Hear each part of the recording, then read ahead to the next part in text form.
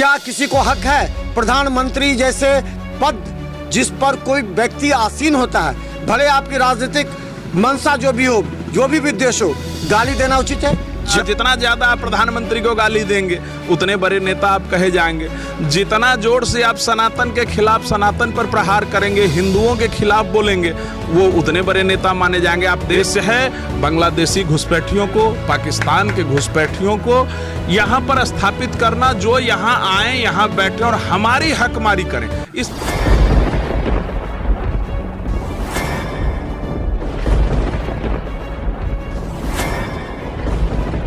नमस्कार, बिहार मिथिला न्यूज में आपका स्वागत है। मैं मनोज। देखिए, जब भी किसी विधानसभा या क्षेत्र में जाते हैं तो जो चाय दुकान या नाश्ता दुकान पर जो लोग बैठते हैं, क्योंकि देखिए ज़मीनी हकीकत यही बताते हैं आखिर उस विधानसभा या राष्ट्रीय या राजनीतिक मुद्दा क्या होता है। हम अभी बता दें टेक्टायर में है, जो कि कोयटी विधानसभा में है। ये जो है सो जाले और कोयटी के साथ बिस्फी का बॉर्डर कहा जाता है। और ये देखिए, ये चाय नाश्ता का दुकान है। अभी गंभीर मुद्दा पूरे देश में छाया हुआ है। क्या किसी को हक है प्रधानमंत्री जैसे पद जिस पर कोई व्यक्ति आसीन होता है, भले आपकी राजनीतिक मंशा जो भी हो, जो भी विद्वेष हो, गाली देना उचित है? जाले जो कि बॉर्डर है, आज इसलिए जाले हम घूम रहे हैं। जाले से प्रधानमंत्री नरेंद्र मोदी को गाली दिया गया है, जिसकी प्रतिक्रिया कई जगह फैल रहे हैं। हमारे साथ निर्भय जी हैं। निर्भय जी, क्या लगता है कि ये गाली की मानसिकता क्यों?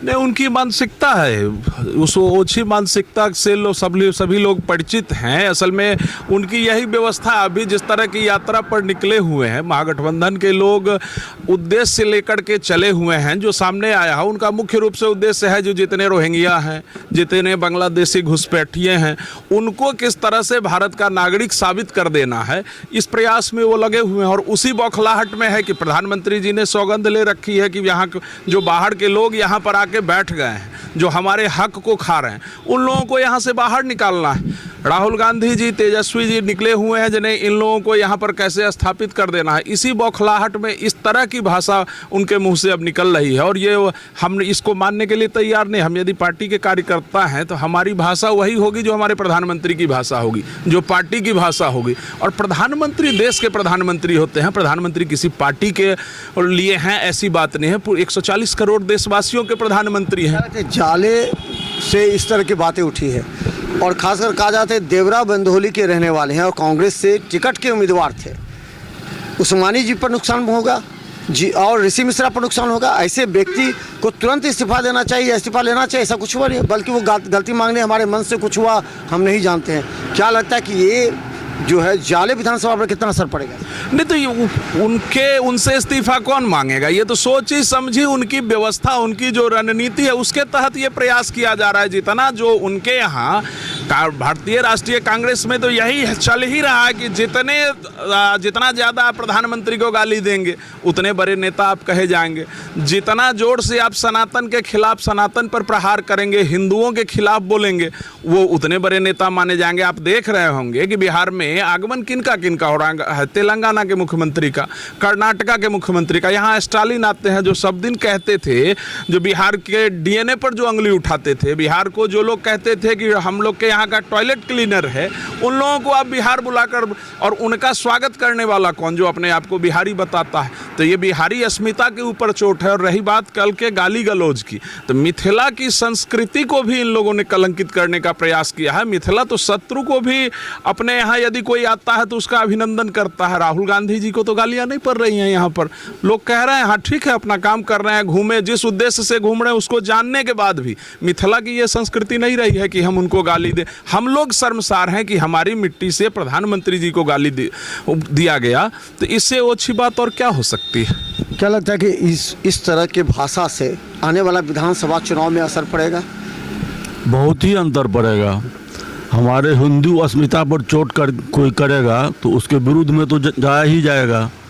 और हम लोग तो मान लीजिए यहाँ भाजपा में है, भाजपा है, तो यहाँ सिर्फ मोदी जी को लेके ही लोग भाजपा सपोर्ट करते हैं। हमारे लोकल विधायक जो हैं मुरारी मोहन जी, वो तो भाजपा में रहने लायक भी नहीं हैं। तो आते जुते नहीं, कभी भी नहीं आते हैं और न कोई काम किए हैं आज तक। तो हम लोग तो उनका इस बार निश्चित रूप से बाइकाट ही करेंगे, विरोध करना, निश्चित रूप से विरोध करेंगे। मोदी जी को जो गाली दी गई है उसका कितना आप लोग विरोध करेंगे? मोदी जी को गाली जो दे रहे हैं, अगर हम लोगों के सामने में पड़े तो उस गाली का प्रत्युत्तर हम लोग गाली से तो नहीं देंगे, जूता से मार के प्रत्युत्तर देंगे। क्या लगता है कि अभी जो माहौल बन गया है, गाली जाली की धरती से गाली पड़ा है मोदी जी को, क्या लगता है? गलत हुआ है। मोदी जी को गाली नहीं पड़ना चाहिए, और उनको भी किए हैं तो गलत किए हैं, कोई भी किए हैं ये गलत किए हैं। अच्छा, एक बात और पूछना चाहेंगे, आपका क्या लगता है, इस तरह गाली गलौज से राजनीति में होनी चाहिए? एकदम गलत है ये चीज़ तो एकदम नहीं होना चाहिए। तो क्या लगता है कि फिर इस बार चुनाव में हिंदू मुस्लिम हो जाएगा? लोग बीजेपी पर आरोप लोग लगाते हैं कि हिंदू मुस्लिम करते हैं, लेकिन इस स्टेटमेंट के बाद स्वतः हो जाएगा हिंदू मुस्लिम वोटिंग में? होगा ही, एकदम होगा हिंदू मुस्लिम। अच्छा, एक बहुत और सवाल उठ रहा है कि 3 जैसे के जो है आतंकवादी बिहार में घुसे हैं, नेपाल के रास्ते ये आ रही है। एक तरफ राहुल गांधी की रैली आ रही है और एक तरफ जैशे मोहम्मद के 3 आतंकवादी घुस गए हैं जिसकी जांच चल रही है। क्या लगता है कि ये नुकसान पहुंचा सकता है, या राहुल गांधी की यात्रा को डिस्टर्ब कर सकता है, या प्रधानमंत्री के कार्यक्रम को डिस्टर्ब कर सकता है? हमने आपसे पहले ही कहा है कि ये जो यात्रा निकाला गया है, SIR का नाम लेके जो ये यात्रा निकाला गया है, इसका मुख्य उद्देश्य ही यही है कि कैसे बांग्लादेशी घुसपैठियों को, कैसे पाकिस्तान के घुसपैठियों को, इन लोगों को कैसे यहाँ की नागरिकता दिलाएं, इसी उद्देश्य से वो निकले ही हुए। उनका निश्चित रूप से सिर्फ इतना ही काम है। यदि ऐसा नहीं रहता तो चुनाव आयोग बार बार कह रहा है कि आप आपत्ति दर्ज कराइए, एक आपत्ति दर्ज नहीं करा पाते हैं और सामने से पैरवी करते हैं कि भाई इन लोगों की नागरिकता जा रही है। आज यदि 65 लाख की बात उठ रही है, लोग कहते हैं कि 65 लाख लोगों का कट गया, तो उस 65 लाख में से 5 नाम भी कांग्रेसी या राजद के लोग क्यों नहीं निकाल के ला पा रहे हैं? उनका मुख्य उद्देश्य है बांग्लादेशी घुसपैठियों को, पाकिस्तान के घुसपैठियों को यहाँ पर स्थापित करना, जो यहाँ आए, यहाँ बैठे और हमारी हकमारी करें। इसके लिए ये यात्रा निकाली गई है।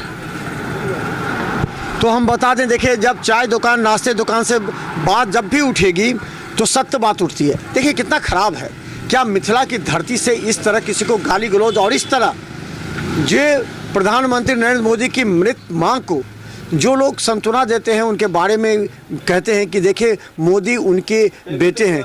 इस परिस्थिति में अगर मोदी जी के मृत मां को अगर गाली इस तरह के लोग देते हैं तो इस मानसिकता समझ सकते हैं, लेकिन इसका असर जाले विधानसभा में चुनाव पड़ेगा।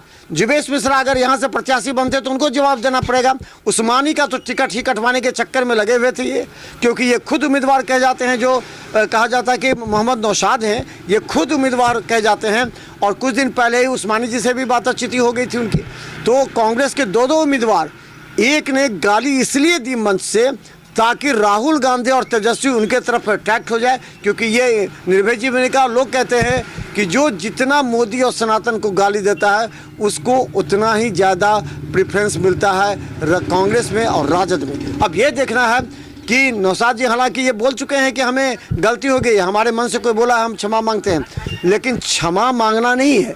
आपके मंच पर जो लोग जिस मानसिकता के हैं, उस मानसिकता निश्चित तौर पर आपको इस बार जाले विधानसभा में बता देगा कि इस मानसिकता के लोग को किस तरह जाले की जनता दरकिनार करती है। देखते रहिए बिहार मिथिला न्यूज़। यूट्यूब में सब्सक्राइब कीजिए। JTPL सिटी केवल 10 चैनल पर लाखों लोग देख रहे हैं। धन्यवाद।